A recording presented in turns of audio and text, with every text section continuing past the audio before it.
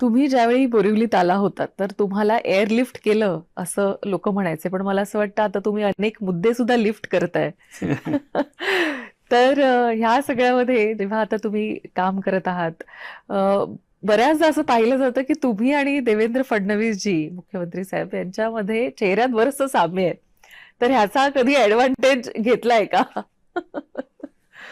आता असं ऐकलंय की देव एकासारखे काही लोकांना बनवत असतो. योगायोग आहे की त्यांचा चेहरा आणि माझा चेहरा थोडी याच्यामध्ये पर्सनॅलिटी सुद्धा. पर्सनॅलिटीमध्ये सुद्धा साम्य आहे. पण देवेंद्रजीच्याकडून त्यांच्याकडे बघून अनेक काही गोष्टी शिकायच्या आहेत.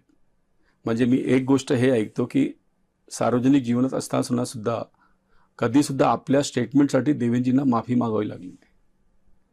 तर असं कसं करायचं, विरोधी पक्षांना कसं जिंकायचं, प्रत्येकाला चांगलं वाटेल. मुख्यमंत्री असताना सुद्धा एक SMS केला कोणी तर त्याचं उत्तर देतात ते. एवढं सहज कसं व्हायचं, एवढे व्यस्त असताना सुद्धा प्रत्येकाला विश्वास वाटतो की देवेंद्रजी माझ्यासाठी करणार, हे कसं करायचं. आणि चेहऱ्यामध्ये साम्य आहे. नमो ॲप सुद्धा जेव्हा आम्ही स्कॅन करतो तर 70% फोटो देवेंद्रजींचे येतात, 30% माझे येतात. आणि म्हणजे टेक्नॉलॉजी AI सुद्धा सांगते की आमच्या दोघांच्या चेहऱ्यामध्ये साम्य आहे. अनेक लोक हे बोलत असतात, पण फक्त चेहरा साम्य आहे. आदर्श तेच आहेत. मला त्यांच्याकडे आदर्श व्यक्तिमत्व म्हणूनच मी बघतो आणि त्यांच्याकडून शिकण्याचा प्रयत्न करतो.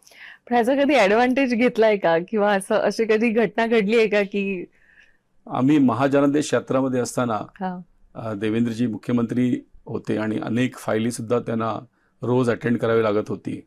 अशावेळी बसमध्ये मी समोर बसून लोकांना हात दाखवत असो आणि साहेब मागे बसून फायली क्लिअर करत होते.